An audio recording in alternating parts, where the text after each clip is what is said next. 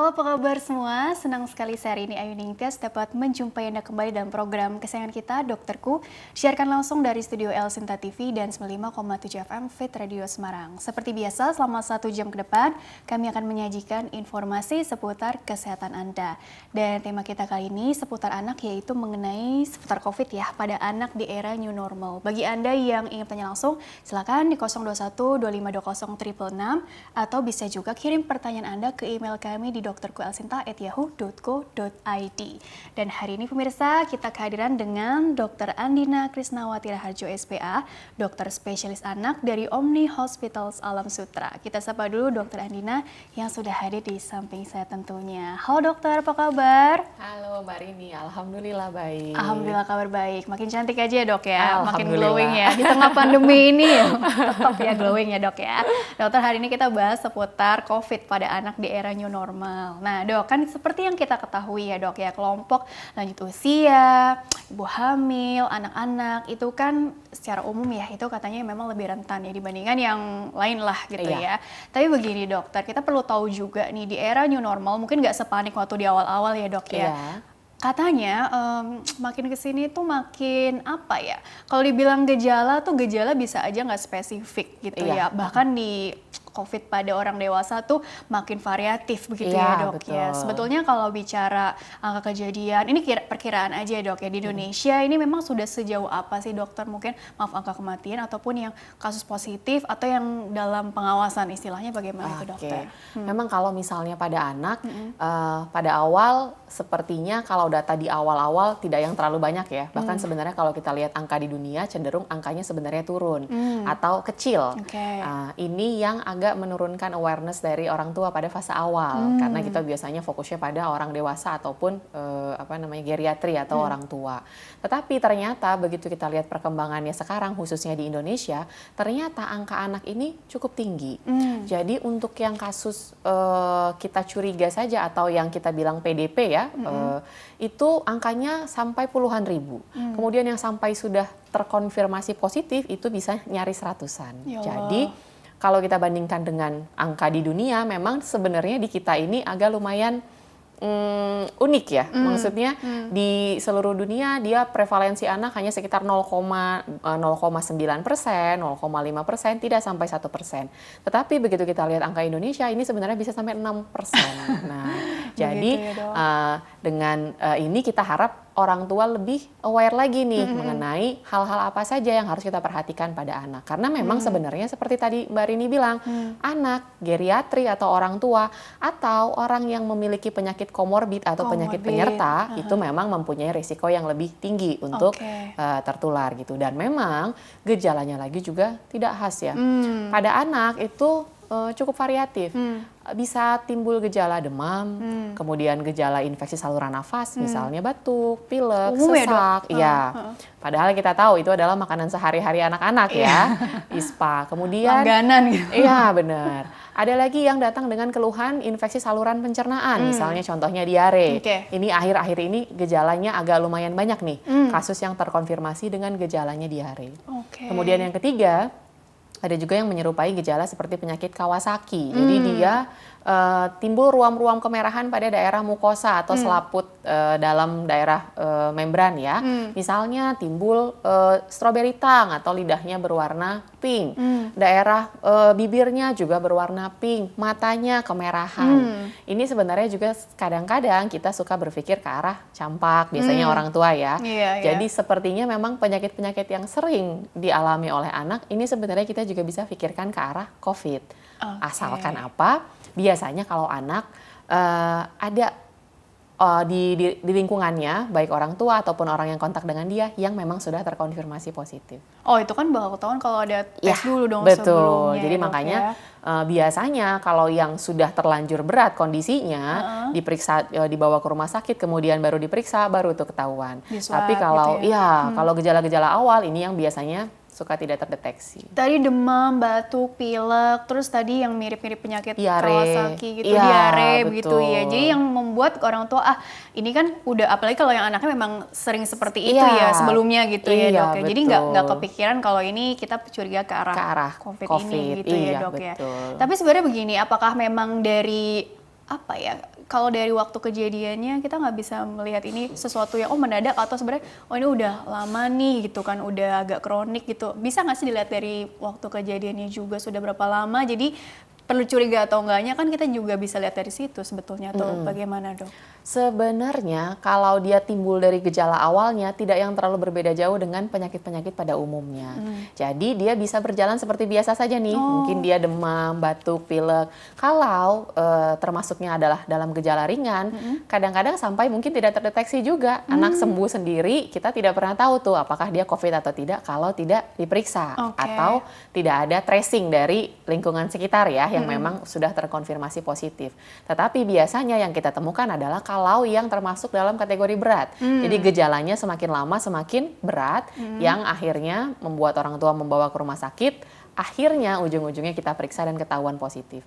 Jadi memang sebenarnya agak sulit ya, kita agak sulit memprediksi baik dari gejala yang muncul ataupun lamanya atau onset durasi gejalanya juga sebenarnya terlalu umum. Bahkan sikap anak atau perilakunya bisa aja ceria, tapi sebetulnya kita nggak tahu juga kita ya tidak tahu itu kecuali kita periksa. Makanya sebenarnya dari Ikatan Dokter Anak Indonesia itu selalu soundingnya atau inginnya adalah pengecekannya atau pemeriksaan itu yang diperbanyak. Supaya apa? Supaya kita bisa tahu nih bahwa memang siapa-siapa saja yang positif. Karena tadi gejalanya sangat tidak khas, onsetnya juga tidak khas gitu. Kalau yang gejala ringan, ya sudah sembuh dengan begitu saja. Self-limiting disease begitu ya, Dok? Iya, ya? Betul. Dok, anak-anak itu kan 0 sampai 17 atau 18 tahun gitu ya, Dok ya. Tapi yang kalau dokter amati gitu ya, Dok ya, berdasarkan pengamatan aja nih di Indonesia gitu ya. Apakah memang yang lebih banyak itu di 2 tahun ke bawah atau 5 tahun ke bawah, atau sekarang sama aja sih, intinya remaja pun juga dikabarkan juga banyak juga yang positif gitu. Jadi aku kan nggak paham nih gitu, nggak memperhatikan secara detail. Jadi kalau yang seperti itu bagaimana, dokter? Apakah lebih rentan yang lebih usia 5 tahun ke bawah atau justru sebaliknya? Iya, kalau kita lihat data, kalau di Indonesia sendiri, kalau kita bikin jadi persentase ya, yang cukup banyak itu adalah di bawah 5 tahun memang. Yang kedua, fase 6 sampai 12 tahun. Jadi ini adalah fase sekolah ya. Beberapa bahkan sekarang angka yang remaja juga sudah mulai naik nih persentasenya. Karena COVID ini kita memang updatingnya bisa per hari, per 2 hari, bahkan per minggu. Ini biasanya persentase atau prevalensinya lumayan berbeda jauh tuh begitu. Tapi memang beberapa kelompok umur yang cukup rentan itu satu di bawah 5 tahun, kemudian usia sekolah. Itu yang cukup tinggi angkanya. Tapi kalau dibilang berarti gini, kan kalau kita lihat profil masing-masing anaknya gitu ya, sebenarnya kan tadi ada yang mungkin terinfeksi tapi sembuh dengan sendirinya. Itu kan balik lagi berarti ke konsep kekebalan tubuhnya ini seberapa kuat sih gitu ya. Tapi sebenarnya ada faktor lain nggak? Kalau orang dewasa tadi kan dia ada komorbid gitu ya, yang jadi bikin dia lebih rentan. Kalau anak-anak faktor apa ya, Dok ya, sebetulnya yang mungkin selain kekebalan, atau ada faktor lain yang bisa dijelaskan nggak, Dok? Iya, kalau kita lihat pada anak, otomatis yang pertama kali berperan adalah sistem imun ya. Kita tahu memang anak ini sistem imun belum sempurna, belum yang sebaik orang dewasa. Jadi di sini memang memegang peranan penting juga. Kemudian yang kedua, sistem imun ini juga dipengaruhi oleh kekebalan yang bisa didapat. Misalnya contoh adalah lengkapnya imunisasi atau vaksinasi yang diberikan. Kemudian yang ketiga itu memang komorbid juga.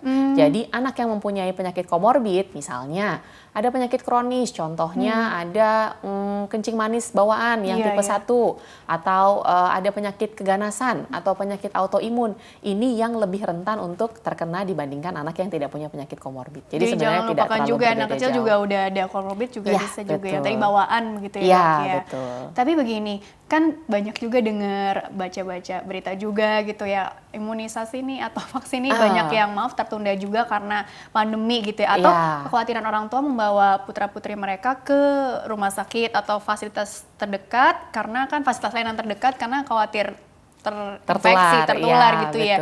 Jadi ini jadi problema baru begitu ya, Dok. Jadi bagaimana tanggapan dokter untuk kasus tersebut, Dok? Iya, betul. Kita tahu ya, tadi sudah saya sebutkan bahwa vaksinasi atau imunisasi juga memegang peranan penting nih untuk daya tahan tubuh anak. Padahal kita juga tahu nih kemarin, apalagi pada fase awal, sepertinya semua orang benar-benar paranoid ya dengan COVID. Ya, betul. Jadi sampai menunda imunisasi lumayan lama. Tetapi dari awal sebenarnya kita dari Ikatan Dokter Anak Indonesia sudah cukup banyak memberikan rambu-rambu nih. Maksudnya kapan kita boleh menunda? Pada fase awal dikeluarkan protap atau panduan kita boleh tunda 2 minggu kalau kita memang khawatir sekali dengan lingkungan kita. Misalnya, ternyata memang di lingkungan kita banyak sekali tuh yang terkonfirmasi atau yang dicurigai. Zona merah. Ya, gitu betul. Atau di zona merah. Itu kita boleh tunda imunisasi 2 minggu sampai 1 bulan.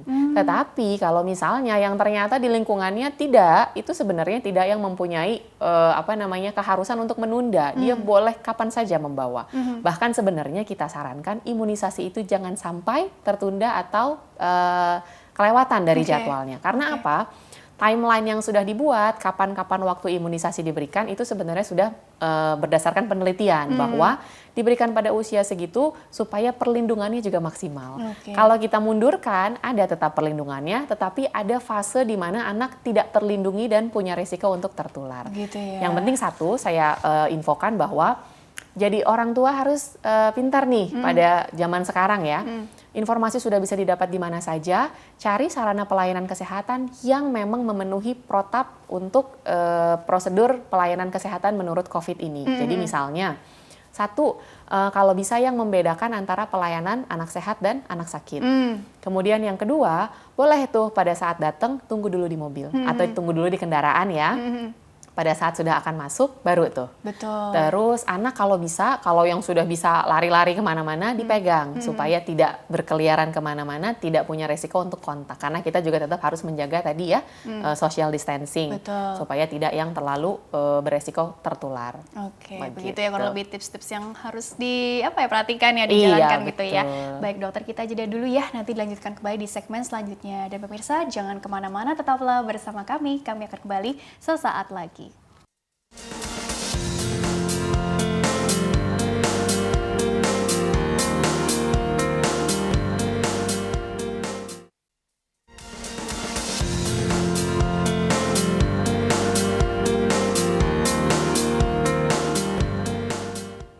Ya pemirsa, terima kasih Anda masih bersama kami di program Dokterku, masih membahas mengenai seputar COVID pada anak di era new normal bersama dengan Dr. Andina Krisnawati Raharjo SPA.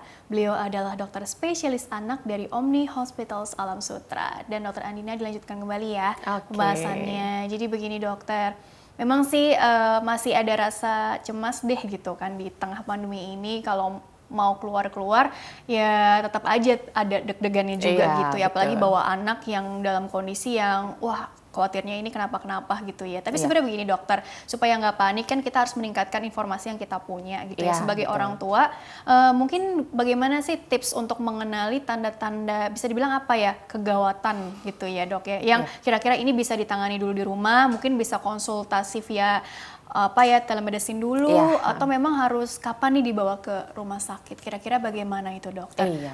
Ciri-cirinya, tanda-tanda kegawatan itu sendiri. Ada beberapa panduan juga nih dari Ikatan Dokter Anak Indonesia mengenai hal-hal yang sudah harus diperhatikan kapan orang tua membawa anak ke rumah sakit. Kalau misalnya nih anak timbul keluhan demam, demamnya kita lihat dulu, karena demam ini kan sebenarnya merupakan keluhan yang paling sering timbul ya. Apapun penyakitnya biasanya demam ini menyertai. Dan kalau sudah demam orang tua suka panik tuh biasanya. Jadi kalau demam baru timbul hari pertama, kemudian rentangnya juga tidak yang kita kategorikan tinggi, misalnya di atas 39,5 atau di atas 40, itu orang tua bisa tata laksana sendiri dulu di rumah. Atau misalnya dia batuk atau pilek ringan, itu juga boleh tuh ditata laksana sendiri dulu di rumah. Diperbanyak minum air putih, terutama air putih yang hangat. Kalau dia demam, boleh kasih penurun panas sembari dikompres hangat. Tetapi apabila demam ini timbul sudah tinggi sekali, di atas 39,5 atau di atas 40, walaupun dia timbul pada hari pertama, sebaiknya dibawa ke rumah sakit atau dibawa ke sarana pelayanan kesehatan terdekat ya. Kemudian yang kedua, demamnya sih tidak sampai tinggi sekali begitu, tapi sudah berlangsung selama 3 hari itu, naik turun terus menerus. Ini juga sudah kita sarankan untuk dibawa ke sarana pelayanan kesehatan. Yang ketiga, kondisi apa? Kondisi dia kejang. Ini juga wajib, begitu timbul kejang harus segera dibawa. Kemudian yang keempat, diare yang terus menerus tidak berhenti atau muntah yang terus menerus yang sampai menimbulkan anak kekurangan cairan, sudah lemas. Nah, ini juga harus segera dibawa ke sarana pelayanan kesehatan. Kemudian apalagi anak tiba-tiba biru, sininya biru, di daerah bibirnya sudah lemes, tidak bisa beraktivitas, itu juga harus segera dibawa. Yang terakhir, kalau perdarahan terus-menerus tidak berhenti, ini juga harus segera dibawa ke sarana pelayanan kesehatan. Perdarahannya dalam bentuk apa, Dok? Kan apapun. Variatif. Jadi misalnya perdarahan gusi yang terus-menerus, mimisan yang terus-menerus gitu ya. Atau misalnya tiba-tiba buang air besar ada darahnya, buang air kecil yang berdarah. Nah ini kalau dia timbul harus segera dibawa ke sarana pelayanan kesehatan. Jadi jangan bertahan di rumah karena takutnya untuk membawa, tapi akhirnya biasanya justru datang pada kondisi yang sudah lumayan berat. Gitu. Takutnya komplikasi dong. Iya betul. Jadi hal-hal tadi nih yang harus dicatat supaya kita tahu nih kita bisa tangani di rumah dulu atau kita sudah harus bawa ke sarana pelayanan kesehatan. Kalau tadi untuk memanfaatkan teknologi telemedicine, nah ini bagaimana, Dok? Kalau yang misalnya nih keluhan-keluhan ringan, contohnya ada demam, batuk, pilek yang tadi tidak termasuk kategori tinggi sekali ya, di atas 39,5 atau dia diare tapi tidak yang sampai dehidrasi, anak masih aktif, masih mau minum, kita boleh tuh manfaatkan layanan telemedicine tadi ya atau virtual konsultasi. Dari Ikatan Dokter Anak Indonesia sendiri juga sudah mengeluarkan nih anjuran ini. Jadi hampir di semua rumah sakit sudah menjalankan ini. Jadi biasanya bisa by appointment dulu ke sarana pelayanan kesehatan masing-masing. Nanti akan difasilitasi untuk konsultasi dengan dokter yang akan dituju. Ini nanti biasanya melalui bisa video call atau via aplikasi yang bisa istilahnya memfasilitasi supaya dokter dengan pasiennya bisa ada dua arah tuh. Jadi dokter bisa melihat kondisi pasiennya. Nanti di situ biasanya jika diperlukan mungkin nanti dokter akan menyarankan harus dibawa ke sarana pelayanan kesehatan. Tetapi jika tidak nanti akan diberikan beberapa pengobatan untuk sementara. Iya, jadi harus cermat juga tadi sebagai orang tua atau caregiver cari tahu gitu ya ini keluhannya apa nih, karena kan anak kan siapa tahu belum usianya masih kecil gitu, dia belum bisa mengeluh gitu kan, tapi lemes aja bawaannya, nggak taunya karena memang dehidrasi atau apa gitu ya, Dok. Itu kan sering kejadian seperti itu juga gitu ya, Dok ya. Nah berarti begini, itu oke lah gitu kalau yang memang harus dibawa ke rumah sakit tadi harus perhatikan protokol kesehatan yang ada kan, supaya nggak ada lagi rasa ditunda dulu deh, tapi sebenarnya itu anak memang harus segera dibawa gitu ya. Nah kalau yang harus dirawat di rumah nih gitu ya, artinya boleh lah untuk sementara dirawat di rumah gitu kan, dipantau gitu kan ya. Kira-kira tadi kasih obat misalnya penurun panas gitu kan, dikasih cairan yang cukup atau mungkin dikompres tadi ya, Dok ya. Tapi tips-tips lainnya juga nih, artinya supaya kekebalan tubuhnya meningkat. Barangkali memang ini virus yang lain atau bakteri yang lain. Kalau bakteri mungkin ada obat khusus kali ya, Dok ya. Tapi paling nggak seperti apa sih yang bisa dilakukan oleh caregiver atau orang tua di rumah di gitu, rumah Dok? Ya. Iya.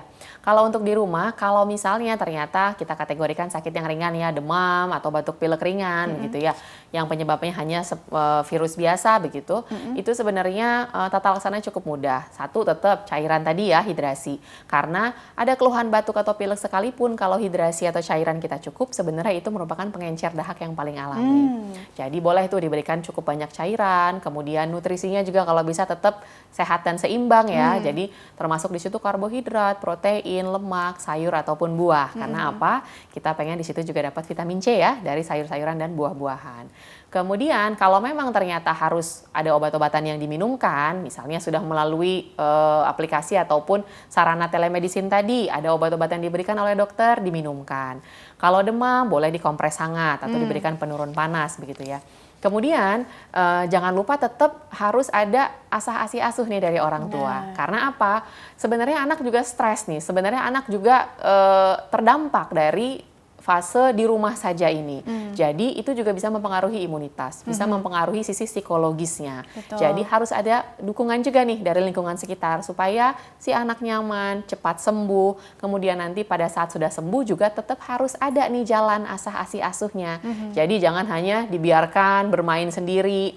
Harus ada kontak antara orang tua, caregiver dengan si anak. Jangan lupa pakai masker ya, ataupun Jangan orang lupa dewasanya pakai masker, betul. bawa resiko lagi. Dan lagi, apalagi misalnya sekarang kita sudah masuk fase transisi ya, orang tua sudah banyak yang mulai melakukan aktivitas bekerja nih. Jangan lupa protokol kesehatan diperhatikan. Jadi pada saat pulang harus langsung ganti baju, mandinya keramas gitu ya. Semua baju langsung dicuci, dibersihkan sebelum kontak dengan si kecil di rumah.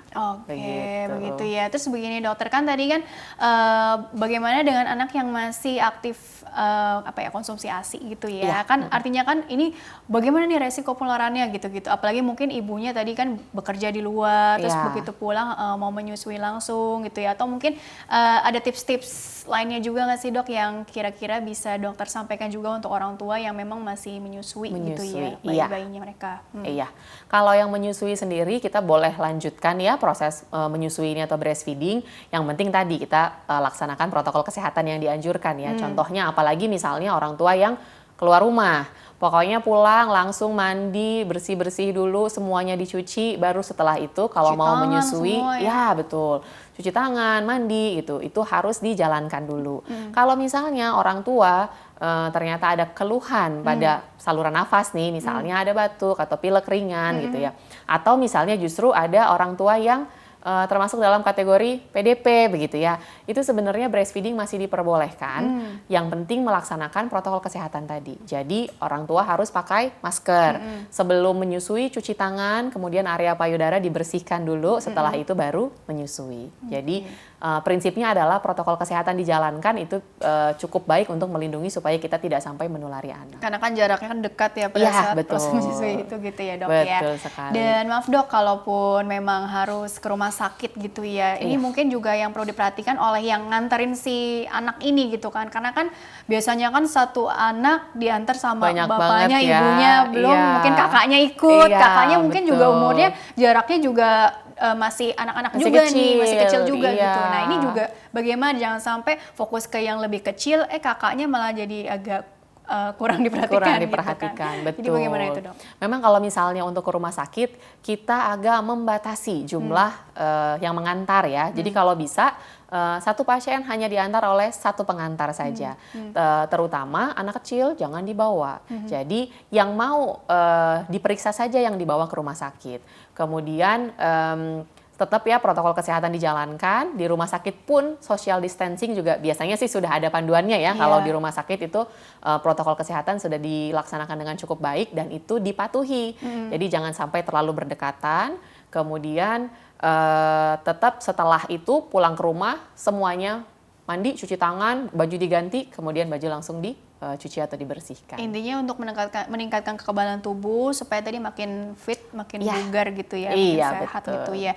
Nah itu kan tadi lebih ke kesehatan fisik ya dok. Nah untuk yang tadi mental juga penting nih kan, barangkali tadi yang remaja gitu ya, atau mungkin anak-anak usia SD gitu kan, SMP, SMA yang mesti belajar di rumah, udah lama nih berbulan-bulan nggak ketemu temennya kan, walaupun bisa sih via online gitu, tapi kan nggak tetap muka langsung, itu kan membuat dia juga tadi secara psikologis juga merasa terisolasi tadi gitu ya. Nah, sebenarnya tadi bentuk dukungan secara emosional dari caregiver ataupun dari keluarga gitu ya. Apa sih dokter yang bisa dokter tanamkan di sini begitu? Iya benar. Ini memang biasanya kita lewatkan nih, karena sepertinya yang terpengaruh, yang terdampak, yang stres hanya yang orang tua saja. Padahal sebenarnya anak itu justru yang paling terdampak. Karena apa? Dia masih pada fase di mana fase eksplorasinya tuh tinggi ya. Masih bermain dengan teman sebayanya begitu ya. Masih ingin mengeksplorasi banyak hal. Di saat sekarang benar-benar tidak boleh ngapa-ngapain tuh di rumah saja. Dia tidak bisa mengatakan banyak hal juga begitu. Tetapi sebenarnya dari sisi psikologis pasti terpengaruh. Jadi kita mengharapkan dukungan dari lingkungan mikronya nih. Jadi lingkungan sekitarnya, lingkungan kecil keluarganya itu harus berperan penting. Karena ada yang menyadur begini, tumbuh kembang anak itu harus tetap kita utamakan. Kita harus berevolusi nih. Kita lagi pandemi begini, bukan tumbuh kembang anak yang menyesuaikan dengan kondisi sekarang, tapi kita yang harus menyesuaikan bagaimana kondisi sekarang supaya tumbuh kembang anak tetap optimal begitu ya. Jadi orang tua nih biasanya keluhan orang tua zaman sekarang cukup stres untuk nemenin anaknya belajar ya. Karena biasanya anak dikasih tahu sama guru cepet, dikasih tahu sama orang tuanya banyak alasannya begitu ya. Biasanya orang tuanya udah langsung naik tuh tensinya. Nah, tapi kita harus sebagai orang tua kita harus bijak. Karena apa? Fase anak ini memang dari segi hormonal juga dia kita tahu sendiri nih memang lagi tidak seimbang ya. Jadi kitanya yang harus bisa memfasilitasi. Kita harus lebih bisa mengerti. Kita harus lebih bisa bikin bonding dengan anak. Jadi jangan sekedar anak punya tugas-tugas sekolah via aplikasi, kemudian setelah selesai anak bermain sendiri atau justru malah diberikan gadget begitu ya, tanpa ada komunikasi dua arah dengan orang tua. Ini tidak kita sarankan sekali karena ini justru biasanya makin meningkatkan stres anak.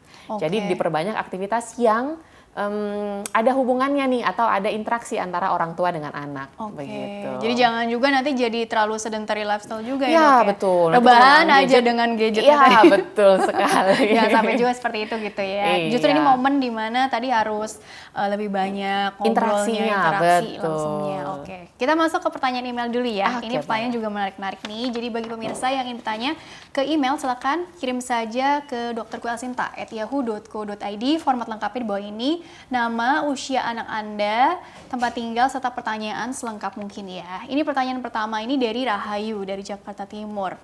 Dokter, saya punya adik usia di bawah 2 tahun. Oke. Apa benar, Dok, katanya anak umur segitu masih belum diperbolehkan pakai masker? Kalau tidak boleh, kalau mau keluar rumah, bagaimana solusinya supaya terhindar dari corona? Terima kasih. Pertanyaan dari Rahayu nih. Jadi di bawah 2 tahun nggak boleh pakai masker. Katanya begitu? Iya. Memang panduan dari kita untuk anak kurang dari 2 tahun, kita tidak merekomendasikan menggunakan masker. Karena saluran nafas masih kecil, kemudian dengan penggunaan masker itu dia mengganggu pertukaran udara. Jadi tidak begitu bagus ya pada sistem saluran nafas anak. Jadi kita memang tidak menyarankan. Terus caranya bagaimana, Dok? Kalau biar aman nih, biar aman kalau untuk keluar. Caranya sebenarnya cuma satu, jangan keluar. Iya. Jadi dari kita, Ikatan Dokter Anak Indonesia tidak merekomendasikan anak umur segini untuk keluar-keluar. Jadi di rumah saja.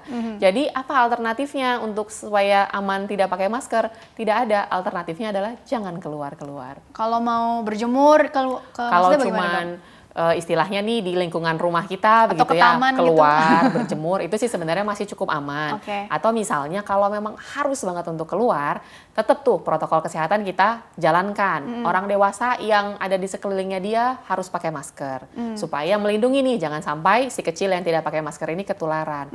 Yang kedua, boleh tuh kita pakai peralatan perlengkapan yang ada pelindungnya. Misalnya untuk anak kurang dari 2 tahun kan kita biasanya masih pakai stroller ya.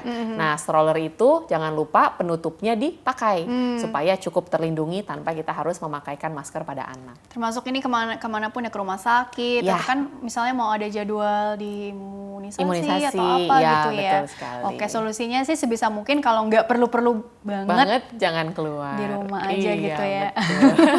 Sampai kapan? Sampai COVID-nya sampai nanti dari pemerintah mengatakan sudah cukup aman ya. Begitu ya. Oke, sabar ya. Ini kan demi kebaikan semua ya. Saling melindungi kan prinsipnya ya. Sekali. Baik, pertanyaan selanjutnya ini dari Bapak Andri Jakarta Pusat. Dokter, anak saya laki-laki umurnya 2 tahun 2 bulan. Sekitar awal tahun 2020 pernah ada riwayat terserang gastroinfeksi karena virus. Sudah diobati dengan berbagai cara, waktu itu masih aja terus-terusan diare.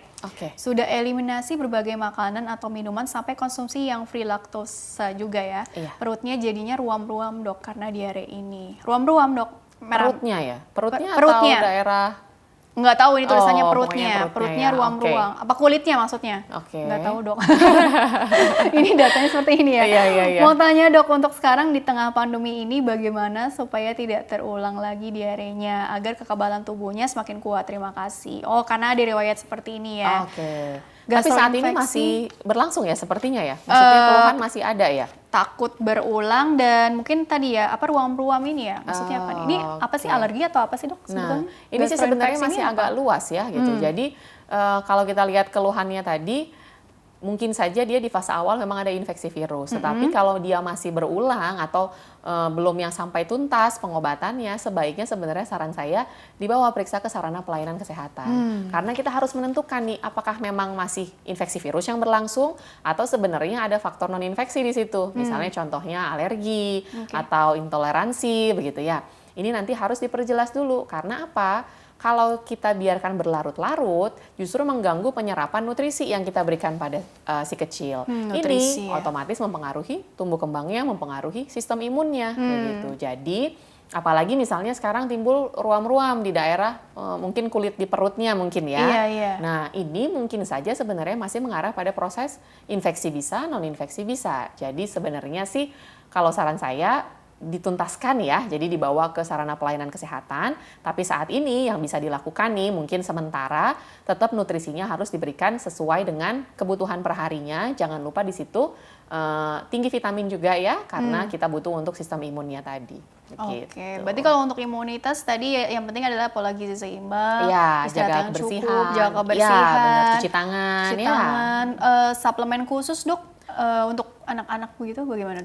Kalau suplementasi vitamin boleh diberikan jangka panjang juga. Biasanya kita tekankan kalau mau itu cari yang mengandung vitamin C, vitamin D, vitamin E atau zinc yang cukup begitu ya. Zinc. Ya, karena ini termasuk mikronutrien yang mendukung ke sistem imunitas. Jadi boleh tuh. Boleh juga sebenarnya kalau kita sudah dapat cukup dari makanan ya, misalnya kita bisa dapat karbo, protein, lemak, sayur dan buahnya itu sudah cukup tanpa diberikan multivitamin juga boleh. Oke, baik. Coba disapa dulu ya, ini ada penelpon masuk. Oke. Baik, halo.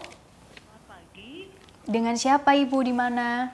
Ibu Esa di Bogor. Oh iya, ingin bertanya apa kepada dokter? Langsung saja pertanyaannya ya. Ibu Esa dari Bogor. Oke, Ibu Esa.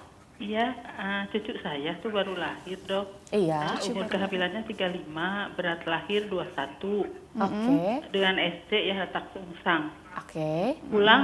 Pulang ke rumah tuh 1,9 ya, 1 kilo 900. Kemudian kontrol 2 minggu tuh naik 21, 2 kilo 100. Normal nggak dok ya? Oke. Ini termasuknya kategorinya prematur berarti ya Bu ya? Iya. Iya, prematur dengan berat lahir rendah. Lahir di berat 2100, pulang di 1900 ya kalau saya tidak salah. Oke. Pada saat kontrol sebenarnya sudah bagus tuh kenaikannya. Karena 2100 2 minggu ya? 2100, iya benar. Karena memang kita tahu pada saat bayi lahir sampai dia umur sekitar 5 hari ya, 5 hari sampai paling lama 7 hari, itu memang biasanya kita dapatkan penurunan berat badan dulu. Penurunan berat badan bisa sampai 10% atau bahkan 15% kalau bayinya prematur ya. Jadi penurunan sampai ke 1900 kita masih kategorikan dalam batas normal. Kemudian setelah itu dia harusnya udah mulai catch up nih berat badannya. Kalau pada saat kontrol dia sudah naik ke 2100 ini, sebenarnya sudah cukup bagus. Jadi tinggal kita pertahankan ya, karena kita punya PR nih untuk bayi dengan berat lahir rendah ataupun prematur, berat badannya harus catch up. Jadi nanti jangan lupa pada saat kontrol setiap bulannya, ini nanti akan dipantau terus oleh dokternya, sampai dia masuk pada posisi berat badan yang normal sesuai dengan usianya. Tapi sudah cukup bagus kok. Nggak perlu ini kan susu formula ya, ASI aja dok? Iya, kalau saya lihat dengan posisi berat badannya sudah naik ke 2100, ini berarti full ASI saja ya Bu? Sampai sekarang? Ini emang dikasih ASI semuanya. Oke. Kalau dengan begini sebenarnya sih sudah cukup bagus ya. Kalau memang dibutuhkan untuk misalnya nih nanti dipantau oleh dokter ternyata butuh lebih untuk kenaikan berat badannya, kita bisa manfaatkan ASI, tetapi nanti ditambah dengan zat yang untuk menambahkan kalori pada ASI. Jadi kita tidak tambahkan dengan susu formula, tetapi kita tetap gunakan ASI, nanti ada zatnya tuh yang ditambahkan, yang tujuannya meningkatkan kalori yang ada pada ASI supaya berat badannya cukup bagus. Tetapi kalau bisa dia dapat ASI itu manfaatnya sangat besar. Jadi biasanya kita tidak sarankan untuk substitusi tuh ke susu formula kalau produksi ASI-nya lumayan bagus. Iya. Begitu. Dokter, terima kasih dokter. Iya, sama-sama Ibu Esa. Terima kasih Bu Esa ya. Jadi dok, nah ini jadi menarik juga nih dok. Sebenarnya kalau untuk merawat bayi prematur gitu ya, ini kan ada apa ya istilahnya, ada perhatian khusus tersendiri gitu ya dok ya. Nah apalagi di tengah pandemi ini mungkin juga ada saran-saran tambahan lain nggak sih? Artinya gini, kan tadi profil masing-masing anak kan bisa beda-beda. Ada yang memang kelahirannya seperti ini, ada yang memang ada penyakit bawaan gitu ya dok ya. Terus ada penyakit tadi istilahnya non-infeksi gitu ya. Jadi jangan sampai dengan kondisi seperti ini gitu ya dok ya, jadi apa ya, menambah stres tersendiri di orang tua. Jadi mungkin ada tips khusus juga nggak sih untuk yang memang ada profil khusus seperti itu dokter? Iya. Khususnya bayi dulu nih ya, kita melihat bayi secara keseluruhan nih tanpa kita melihat berat badan lahir ataupun umur kehamilan. Pada bayi ini adalah kelompok yang paling rentan karena memang sistem imunnya sangat minim sekali. Padahal biasanya nih kalau ada yang baru lahir banyak sekali yang kunjungan, banyak sekali yang gemes ya pengen lihat. Jangan dulu dong kayak gini dok, lagi kayak gini. Jadi ini benar-benar kita tidak sarankan. Jadi jangan sampai ada yang kunjungan-kunjungan untuk yang ibu baru melahirkan. Yang kedua, pada orang-orang di lingkungan rumahnya saja kita sebenarnya membatasi untuk pegang-pegang si kecil. Utamanya adalah bayi prematur. Bayi prematur itu daya tahan tubuh lebih minim lagi. Jadi jangan terlalu banyak orang yang merawat si kecil justru. Jadi kita batasi ya, mungkin ibunya, ayahnya, atau satu caregivernya lagi misalnya gitu ya, yang benar-benar harus melaksanakan protokol kesehatan dengan baik. Sebelum pegang harus cuci tangan. Setiap mau pegang si kecil kalau bisa pakai masker itu akan lebih bagus gitu ya. Terus jangan cium-cium, jangan pegang-pegang, ini benar-benar diminimalisir sekali. Untuk sementara ya. Untuk sementara. Kalau bisa ASI dilanjutkan akan lebih bagus karena ini nutrisi paling penting ya. Nah, kita tahu ASI juga banyak zat-zat antibodi. Jadi kita inginnya adalah sistem imunnya si kecil ini juga berfungsi dengan baik dengan kita berikan ASI secara maksimal. Oke, begitu ya. Iya. Belum ada penelitian sih ya, apa ASI terhadap menangkal virus corona gitu. Iya, belum sih ya. Tapi intinya tadi itu ASI ya yang terbaik lah untuk saat ini. Soalnya kan tadi ada betul. pertanyaan apa perlu ditambah formula Susu atau formula, apa gitu iya ya, Dok, betul. ya. Karena kalau dia sudah cukup bagus ASI-nya, saya rasa sudah dapat nutrisi yang paling bagus ya. Begitu. Oke. Nah, mungkin yang udah apa ya konsumsi MPASI gitu ya. Iya. Nah, ini untuk sebenarnya sumber-sumber makanan yang bisa dokter sarankan juga sih untuk meningkatkan kekebalan tubuh di era pandemi ini nih bagi bayi-bayi yang usianya masih baru mulai. Iya, agar tadi tumbuh kembangnya ini juga berjalan dengan baik, asuhnya juga terpenuhi juga. Jadi hak anak nih tetap terpenuhi dengan baik di era pandemi seperti ini. Iya. Gitu, dokter. Kalau yang untuk MPASI, kita biasanya mengikuti aturan MPASI yang sudah banyak diketahui ya. Jadi kita tidak membatasi satu atau dua hal, tetap harus terpenuhi sesuai dengan zat-zat kebutuhannya. Contohnya tetap harus ada karbohidrat di situ, protein khususnya yang hewani, karena kita mengejarnya adalah zat besi ya. Kemudian lemak di situ harus ada, sayur atau buah, walaupun sebenarnya kita pengennya saat ini kayaknya kita butuh nih yang banyak multivitaminnya. Tetapi khusus untuk anak yang MPASI ini tetap mengikuti aturan MPASI. Jadi sayur atau buah ini hanya secukupnya saja, tidak yang usah terlalu banyak. Karena di sini MPASI memegang peranan hanya 30%. 70% dia tetap dari ASI-nya. Jadi kita berharap zat antibodinya tetap berasal dari si ASI-nya. Jadi antibodinya dari si ASI-nya. Ya, gitu betul. Ya. Terus selama pemberian tetap ya, saya ulang-ulang kembali protokol kesehatannya tetap dijalankan. Jangan lupa stimulasi tumbuh kembangnya. Iya. Ya, karena jangan sampai nih, aduh biar anak nggak tertular, jangan kemana-mana tapi tidak melakukan apa-apa, do nothing, itu juga jangan. Stimulusnya kurang gitu ya. Ya benar, stimulasi tumbuh kembang juga tetap harus diberikan. Baik dokter, kita jeda dulu sebentar ya, nanti dilanjutkan di segmen terakhir ya. Oke, baik. Baiklah pemirsa, jangan kemana-mana, tetaplah bersama kami akan kembali sesaat lagi.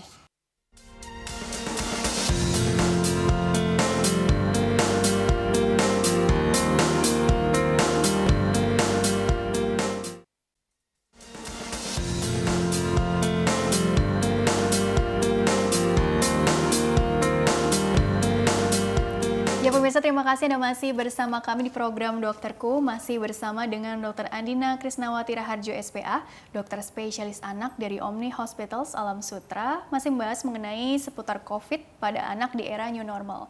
Dan Dr. Andina dilanjutkan kembali ya dok ya. Jadi sebelum ke take home message-nya, aku mau bertanya seputar bagaimana sih pemenuhan asah asi asuh yang perlu diperhatikan oleh orang tua ataupun caregiver di rumah begitu ya, yang memang setiap harinya nih menghadapi si putra-putri mereka begitu ya dok ya. Iya. Katakanlah kita bagi dua deh, mungkin kelompok yang 5 tahun ke bawah dengan yang udah mau remaja atau sudah remaja ya. Gitu. Tentu kan pelakuannya ini perlu agak berbeda gitu karena perspektif persoalannya juga pasti berbeda gitu ya dok ya. Bagaimana itu dokter kalau kita lihat? Iya, ini yang poin penting nih nanti yang akan kita tekankan ya, bahwa asah asi asuh ini harus betul-betul kita perhatikan pada masa pandemi ini. Jadi jangan hanya berpikir bahwa orang tuanya saja nih yang mengalami banyak hal, yang merasakan banyak hal. Tetapi anak ini juga sama, dia punya sisi emosional juga begitu ya, punya sisi perkembangan psikologis juga yang harus kita fasilitasi dan arahkan istilahnya. Kalau kita mulai dari fase yang balita dulu ya, di bawah 5 tahun. Fase ini sebenarnya adalah fase playful. Jadi inginnya sebenarnya bermain, inginnya mencari perhatian dan inginnya diperhatikan. Jadi kalau kita lihat asah asi asuh, asahnya ini kalau ada yang sudah mulai sekolah, itu biasanya sih sudah mulai difasilitasi oleh pihak sekolah. Tetapi kalau tidak, orang tua nih yang harus juga mengasah kemampuan akademisnya. Mengajarkan sesuatu, bermain flashcard mungkin misalnya ya, atau apapun deh yang bisa menstimulasi kemampuan akademisnya. Betul. ASIH-nya ini sih biasanya sudah berjalan dengan baik. Maksudnya apa? Cara kita mengasihi si kecil. Jadi jangan lupa nih interaksi antara orang tua dengan anak. Harus tuh kita luangkan waktu khusus di luar, misalnya nih kitanya juga WFH, ada yang harus dikerjakan, tetapi harus ada waktu yang diluangkan untuk si kecil. Jangan sampai setelah bekerja kita merasa lelah, udah nih pengennya istirahat. Si kecil lagi fase mencari perhatian, terus kemudian merasa dicuekin nih sama orang tuanya. Itu dari perkembangan psikologis tidak akan terlalu bagus dan akan menyebabkan rasa ditinggalkan oleh orang tuanya. Kemudian untuk asuhnya, saya rasa ini juga sudah biasanya sih dijalankan dengan baik tuh. Yang tadi nutrisi sehat dan seimbang. Kalau ada yang masih 2 tahun pertama khususnya mendapatkan ASI, dilanjutkan pemberian ASI-nya. Karena ASI ini sebenarnya juga ada bonding khusus ya, karena dia menyusu itu cukup dekat antara anak dengan orang tua. Jadi untuk di bawah 5 tahun biasanya kita harus luangkan waktu khusus untuk bermain sebenarnya. Bermain ini boleh apa saja, tidak yang melulu harus kita takut nih kita bawa keluar, takutnya ketularan gitu ya. Di rumah saja banyak kok hal-hal yang bisa dilakukan. Mau main bola dengan space terbatas, tendang-tendangan bola aja sudah cukup begitu ya, atau lempar sesuatu begitu, lempar tangkap, main sepeda di seputaran ruang tamu juga sudah cukup sebenarnya. Jadi khusus untuk di bawah 5 tahun ASI asuhnya begitu. Untuk yang sudah mulai remaja ini sebenarnya agak PR ya. Karena kita tahu ini fasenya hormonal imbalance nih begitu ya, fase pubertas, emosionalnya sangat tidak karuan ya. Nggak fase pandemi aja tiba-tiba galau begitu ya, apalagi lagi begini. Ini sebenarnya justru kelompok yang lebih butuh perhatian khusus. Karena kalau tidak dia biasanya cari yang lain, cari hal lain yang bisa menenangkan. Nah, ini berbahaya karena banyak hal-hal yang justru nanti mengkhawatirkan ke depannya. Jadi di sini kalau ASAH kita cukup tenang karena anak segini biasanya sudah lebih mandiri ya. Yang penting ada tugas sekolahnya berjalan seperti biasa, yang penting kita cukup memantau. ASIH-nya yang penting. Jadi ASIH-nya adalah kita harus bisa menjadi teman dari anak kita, anak remaja kita ya. Karena di sini kita terlalu menggurui tidak diterima. Kita terlalu cuek tidak akan bisa dapat poin pentingnya begitu. Jadi benar-benar harus bisa meluangkan waktu seperti teman. Jadi di sini poin penting sekali untuk ASIH pada fase remaja. Asuh, nah asuh di sini yang biasanya suka kelewatan malahan kalau pada remaja. Berasa anaknya sudah dewasa, berasa anaknya sudah bisa sendiri, kalau lapar akan makan sendiri, tidak diawasin apa yang dikonsumsi. Jadi yang dikonsumsi tidak memenuhi standar nutrisi yang sehat dan seimbang. Kebanyakan karbo dan lemaknya, protein kurang, sayur atau buah kurang, begitu ya. Jadi akhirnya ditambah dengan apa? Sedentary lifestyle. Habis ada kegiatan sekolah, kaum rebahan. Jadi di depan TV atau main gadget tanpa ada kegiatan aktivitas fisik apapun. Ujung-ujungnya penyakit metabolik yang datang. Makanannya sudah tinggi lemak, aktivitas fisik tidak ada, resiko obesitas, penyakit jantung, kencing manis, itu nanti yang akan datang ke depannya. Khawatirnya seperti itu. Ya, jadi pokoknya balita ribet, kalau remaja lebih ribet lagi ternyata ya. Oke dokter, karena waktunya terbatas dokter Nina. Jadi kesimpulannya deh kalau begitu singkat saja mengenai tema hari ini dokter. Pesan khusus untuk para orang tua. Orang tua ini untuk anak fase lumayan panjang ya, dari 0 sampai 18 tahun. Jadi pada prinsipnya yang pertama saya tekankan adalah protokol pelayanan kesehatan dijalankan dengan baik ya. Jadi jangan lupa cuci tangan, kemudian diajarkan anak untuk cuci tangan yang baik dan benar. Orang tua yang bekerja kalau pada saat pulang benar-benar harus bersih dulu, mandi, keramas, baju dibersihkan, dicuci, baru kontak dengan anak. Yang kedua, jangan lupa nih ASAH asuhnya untuk anak-anak kita. Dari segi akademisnya, kemudian dari segi interaksi antara kita dengan anak, kemudian kita menyediakan makanan yang nutrisi yang sehat dan seimbang untuk anak, dan jangan lupa jadwal vaksinasi juga dipenuhi dengan baik sesuai dengan jadwal. Karena apa? Ini adalah beberapa hal nutrisi, vaksinasi itu yang mendukung kepada sistem imun si kecil. Karena kita inginnya melindungi si kecil jangan sampai tertular pada fase pandemi begini. Begitu mungkin ya. Terima kasih telah berbagi ilmu di sini. Insya Allah membawa banyak manfaat ya untuk orang banyak. Sukses berkah selalu untuk dokter ya. Amin ya Allah. Iya. Dan pemirsa, terima kasih juga Anda telah mengikuti program ini. Saya Rini Ayuning Tias beserta seluruh yang bertugas mohon undur diri dari hadapan Anda. Sekian dan sampai jumpa.